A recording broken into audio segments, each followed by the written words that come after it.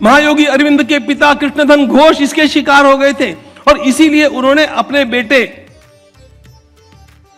अरविंद को और बारिंद्र को, जो 5 और 7 वर्ष के थे, इसलिए लंदन भेज दिया कि कहीं भारत की इस बदबू की एक भी झलक इनको प्राप्त न हो, वे एकदम यूरोपियन बन जाए। ये सारा स्लेविश मेंटालिटी का आविष्कार जो हुआ ना, इसका मूल कारण ये अंग्रेजी शिक्षा थी, ये अंग्रेजी दृष्टि थी और इससे बाहर आना बहुत कठिन था, बहुत कठिन था। अभी भी हम पूरी तरह नहीं आए हैं, अभी तो हमने आने का प्रयास आरंभ किया है। लेकिन एक बात ध्यान रखना, समय की सीमा में मुझे बोलना है, एक बात ध्यान रखना, हमारी भारत की परंपरा की ओर देखिए और अपनी भाषा में देखिए, तब जाकर के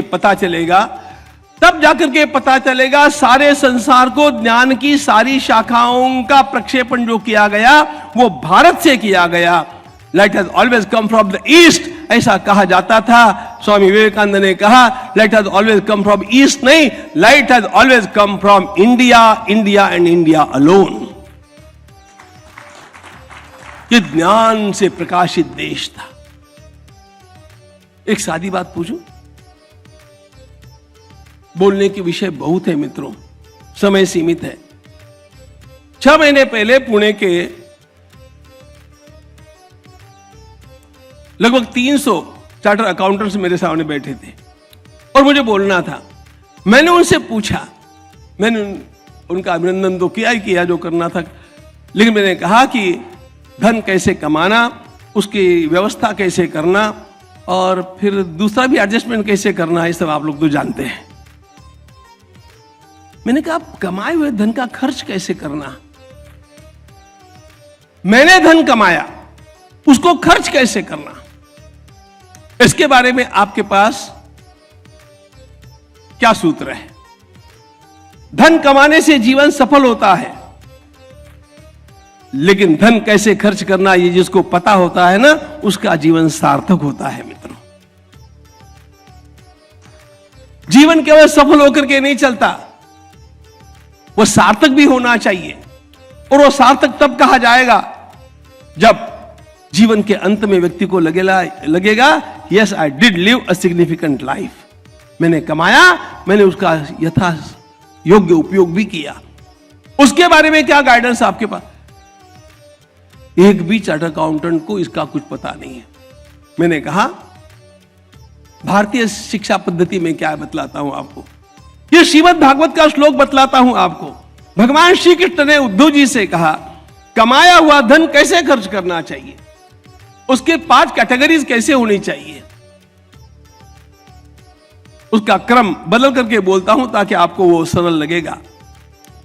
धर्माय यशसेर्थाय आत्मने स्वजनाय च पंचधा विभजन वित्तम इहा मुत्र च विंदते। सबसे पहली बात भगवान ने बताई है कि जो कमाया हुआ धन है उसमें से एक निश्चित हिस्सा अधिक धन कमाने के लिए लगाना चाहिए। आपका आज का नेट प्रॉफिट जो है उसका बड़ा हिस्सा आपको पहले अधिक धन कमाने के लिए लगाना चाहिए। अर्थाय, फिर कहा कुछ धन आपको अपने घराने का नाम रोशन करने के लिए लगाना, यश से कीर्ति बढ़नी चाहिए। धर्माय यश से अर्थ, इसलिए हमारे यहां पर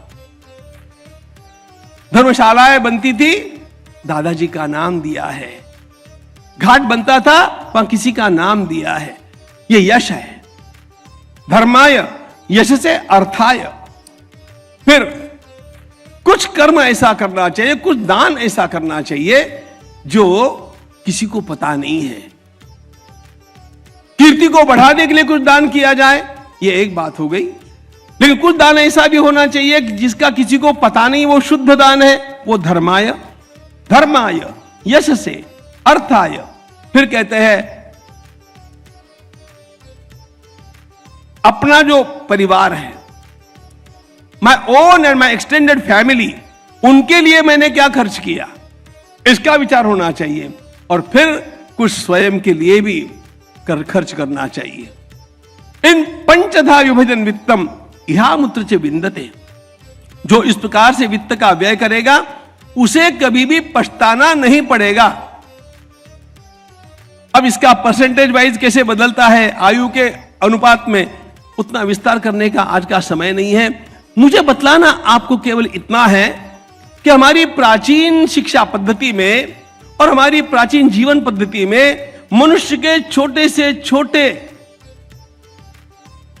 बिंदु का विचार किया गया, उसकी छोटी से छोटी आवश्यकता का विचार किया गया, उसमें यथा योग्य ऐसा मार्गदर्शन किया गया जिसके कारण उसे जीवन में कभी पश्चाताप नहीं करना पड़े। और इसका कारण क्या था?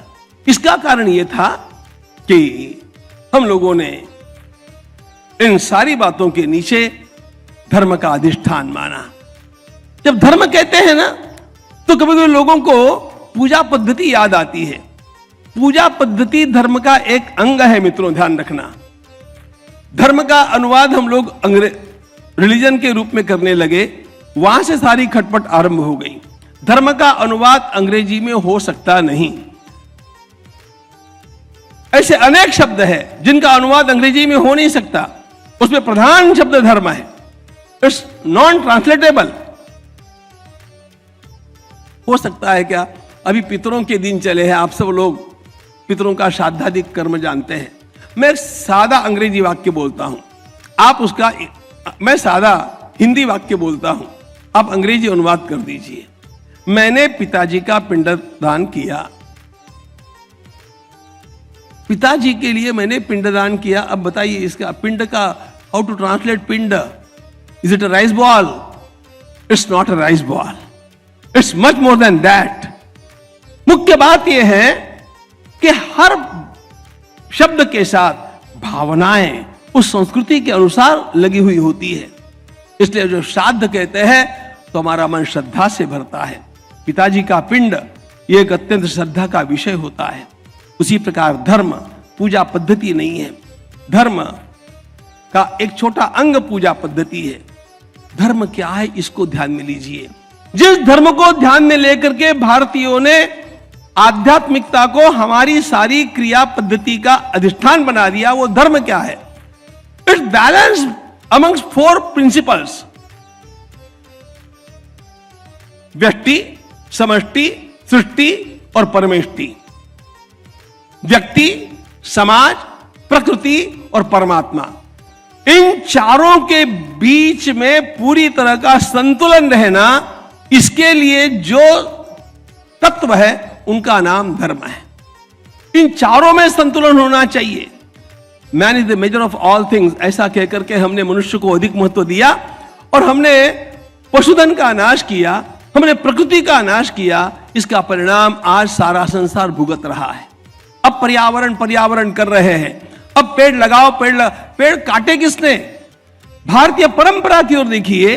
भारतीय परंपरा ने जो अध्यात्म कहा है, वो अध्यात्म केवल हाथ में माला लेकर के जप करने वाला अध्यात्म नहीं है।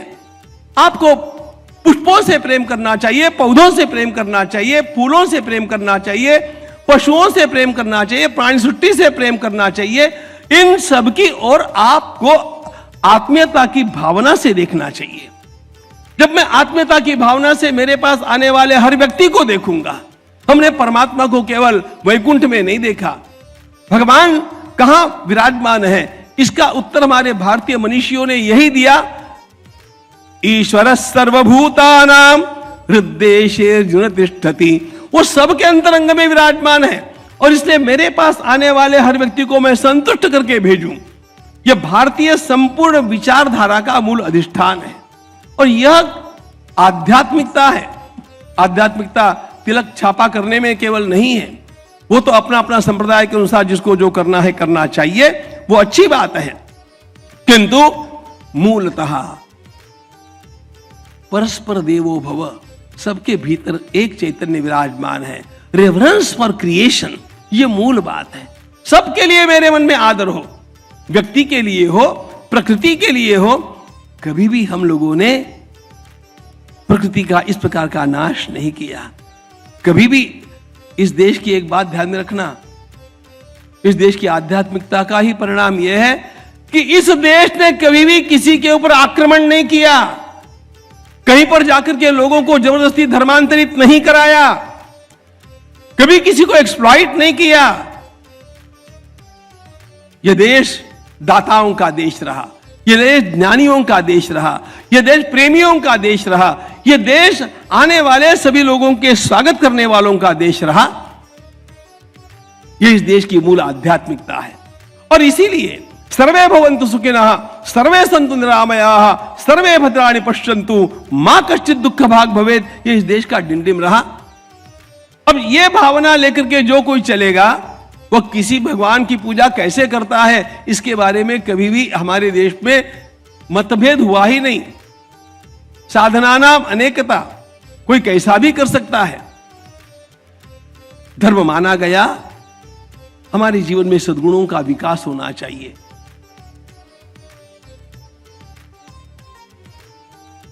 भगवान मनु ने धर्म की क्या व्याख्या की है?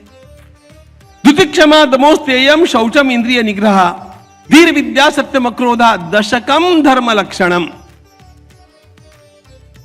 द्युति, क्षमा, दमः, अस्ते, ये सारे सद्गुण हैं। इन सद्गुणों के विकास को धर्म कहा। भगवत गीता में आप सद्गुणों की 5 सूचियां पढ़ेंगे। There are 5 checklist in Bhagavad Gita to check our own life whether it is spiritual और नॉट। दूसरे अध्याय में स्थितप्रज्ञ के लक्षण है, 12वें अध्याय में भक्त के लक्षण है, 13वें अध्याय में ज्ञानी के लक्षण है, 14वें अध्याय में गुणातीत के लक्षण है और 16वें अध्याय में दैवी संपत्ति के लक्षण है। ये सारे के सारे गुणों की सूचियां हैं, so that we can check ourselves. अब आप ज्ञान की बात करते हैं ना, ये ज्ञान परंपरा की बात है। हमारे देश ने कभी भी ज्ञान को इंफॉर्मेशन नहीं माना। Information, knowledge and wisdom, they are different things. एक सच्ची बात बताऊं, आज की इंफॉर्मेशन की जो बात है ना, आज का सारा हमारा नॉलेज सिस्टम, यदि वो प्राचीन नॉलेज सिस्टम में अपना रहा ना, अभी जो चल रहा है, तो इररिलेवेंट हो गया। इररिलेवेंट इसलिए हो गया कि आज का हर बच्चा सर्वज्ञ है, सब कुछ जानता है, क्योंकि गूगलम शरणम व्रज, उसके पास गूगल गुरु है, उसके पास आर्टिफिशियल इंटेलिजेंस है। और इसलिए जानकारी के रूप में आज टीचर्स की आवश्यकता कम हो गई, आगे चलकर के वो समाप्त प्राय होने वाली है। This is challenge we are facing. लेकिन ध्यान रखना, भारतीय परंपरा की दृष्टि लेंगे तो ये चैलेंज नहीं है। कभी भी आर्टिफिशियल इंटेलिजेंस आपको कॉम्प्लीमेंटरी मानना चाहिए, उसको आपका कॉम्पिटिटर मानने की आवश्यकता नहीं है, वो आपका पार्टनर हो सकता है, ध्यान रखना। लेकिन वो पार्टनर कब होगा? जब भारत की ज्ञान की व्याख्या आप स्वीकार करेंगे। भारत की क्या है ज्ञान की व्याख्या? भगवत गीता का 13वां अध्याय, उसमें ज्ञान कहा गया है। अमानित्वमदम्बित्वम अहिंसा क्षांतिरार्जवम आचार्योपासनम शौचम स्थैर्यमात्म विनिग्रह। 20 गुण बतलाए और 20 गुण बतला करके भगवान कहते एतस् ज्ञानमिति प्रोक्तम। यह ज्ञान है अर्जुन। इंफॉर्मेशन इज डिफरेंट, ज्ञान इज डिफरेंट। यदि आपने पढ़ा होगा तो जरा सोक्रेटिस को याद कीजिए। ग्रीक फिलॉसफी मैंने आरंभ में पढ़ी थी। सोक्रेटिस का एक वाक्य था, knowledge is virtue. Knowledge is virtue यानी क्या? सत्यम वद, मैंने सुन लिया, सत्य बोलना चाहिए, यह ज्ञान नहीं हुआ। यह मैंने पंक्ति पढ़ ली, वो सत्य जब मेरे जीवन में आएगा तब मैंने सत्यम वद जाना,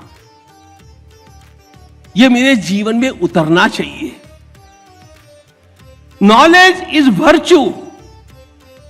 आपको इस बात का ज्ञान है, यह आपको बोल करके दिखाने की आवश्यकता नहीं है, आपके व्यवहार से पता चलना चाहिए कि आपने क्या क्या समझ लिया है।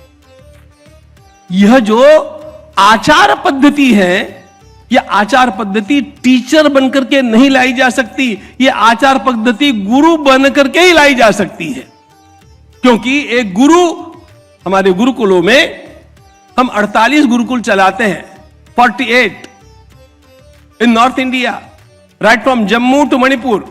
We are running 48 Vedic schools and they are all Vedic gurukulas, जहां पर अध्यापक छात्रों के साथ रहते हैं इसलिए हम भी ऐसे ही पढ़े हैं।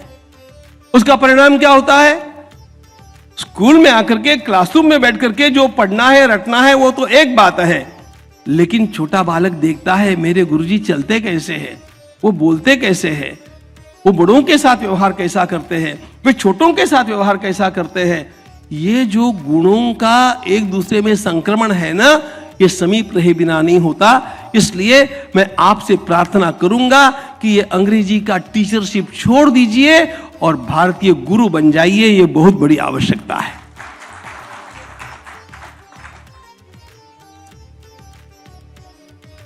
और गौरव मानिए कि हम गुरु हैं। गुरुत्व का एक गौरव होना चाहिए।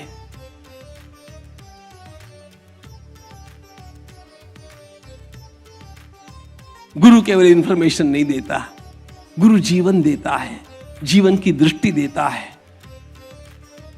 स्कूल में जाकर के, कॉलेज में जाकर के हम इंफॉर्मेशन कलेक्ट करते हैं। अब वो डाटा कलेक्शन जो है ना इंफॉर्मेशन का, इसके लिए आवश्यकताएं समाप्त होती जाने वाली है। लेकिन एयर आर्टिफिशियल इंटेलिजेंस कितना भी प्रगत हो गया, ध्यान रखना, तब भी वह प्रेम सिखा नहीं सकता है, वो प्रामाणिकता नहीं सिखा सकता है। उसके लिए आप गुरु बनकर के जब उस छात्र के पास बैठेंगे और आपसे वह प्रेम को सीखेगा, प्रामाणिकता को सीखेगा, परोपकार को सीखेगा, तब जाकर के वो जीवन में आपको याद करेगा कि हम ऐसे गुरु जी के पास बैठे थे जिन्होंने हमें जीवन सिखाया। मैं स्वयं ऐसे गुरुओं के पास सीखा हूं और इसलिए मैं काशी भी गया मित्रों। मैंने हमारे पूज्य पांडुरंग शास्त्री जी आठवरे दादाजी से कहा, मुझे पढ़ने के लिए काशी नहीं जाना है, पुस्तकें तो मैं भी पढ़ लूंगा, लेकिन मुझे काशी में ऐसे महापुरुष आज दिख रहे हैं जैसे महापुरुष अगली पीढ़ी में निर्माण नहीं होने वाले हैं, किसी को देखने नहीं मिलने वाले हैं। मैं उनके पास जाकर के रहूं, उनसे कुछ मैं तो भी प्रत्यक्ष सीखूं, इसके लिए मुझे जाना है। पुस्तकें पढ़ना ये तो कोई भी कभी भी कर सकेगा जब उसकी कैपेसिटी हो जाएगी पढ़ने की, लेकिन पुस्तकों से जीवन नहीं मिलता है। पुस्तकों से इंफॉर्मेशन मिलती है, ज्ञान गुरु से प्राप्त होता है। और इसलिए हमारे यहां गुरु शब्द का अत्यंत बड़ा गौरव है। भारतीय ज्ञान परंपरा हर क्षेत्र में कितनी महान रही, चाहे वह आयुर्वेद का क्षेत्र है। एक बात ध्यान में रखना मित्रों, संस्कृत भाषा को कृपा करके आप धर्म की भाषा मत समझना। संस्कृत भाषा ज्ञान की भाषा है, विज्ञान की भाषा है। सारे विज्ञान के ग्रंथ हमारे संस्कृत भाषा में आपको मिलेंगे। नासा अभी पिछले वर्ष जिस एक ग्रंथ की खोज कर रहा था, भारद्वाज विमान शास्त्र की खोज कर रहा था, मैंने अपने अध्ययन काल में 40 वर्ष पहले उसको, 45 वर्ष पहले उसको हमारी गोयनका लाइब्रेरी में काशी में उस ग्रंथ को मैंने पढ़ा था। भारद्वाज का विमान शास्त्र, 14 विद्याएं, 64 कलाएं, भारत में क्या नहीं था। बस मैं केवल एक प्रार्थना आपसे करूंगा, अधिक समय मुझे लेना नहीं चाहिए, शायद मैंने अतिक्रांत भी कर दिया है समय का, लेकिन आप जैसे लोगों के सामने पुनः बोलने का मौका मुझे कब मिलेगा पता नहीं। आपसे मैं प्रेम से प्रार्थना करूंगा, विश्वास रखिएगा, हमारा देश संसार में सबसे ऊंचा रहा है। विश्वास रखिएगा, हमारा देश संसार में आगे चल करके भी सबसे ऊंचा होने वाला है। उस महान भारत के निर्माता बनने वाले हैं। बस उसके लिए जो आवश्यकता है वो इंडियन नॉलेज सिस्टम को, भारतीय ज्ञान परंपरा को आदर से देखने की, उसके भीतर घुस करके उसका अध्ययन करने की, और जो प्रामाणिकता से मैंने प्राप्त किया है वो लोगों के सामने लाने की आवश्यकता है। और आपके यहां के इस सम्मेलन में, इस कॉन्क्लेव में यही काम करने वाले हैं, यही विचार मंथन करने वाले हैं। आपका यह विचार मंथन सफल रहे और अपने आप ही ये विचार मंथन आपको भी प्रकाश दे और आपके माध्यम से मेरे देश को प्रकाश दे। इस प्रकार की शुभकामना आप सभी के लिए अभिव्यक्त करता हुआ और आप सभी का अभिनंदन और आपके भीतर जो ज्ञान विराजमान है उसका अभिवादन करता वाणी को विराम देता।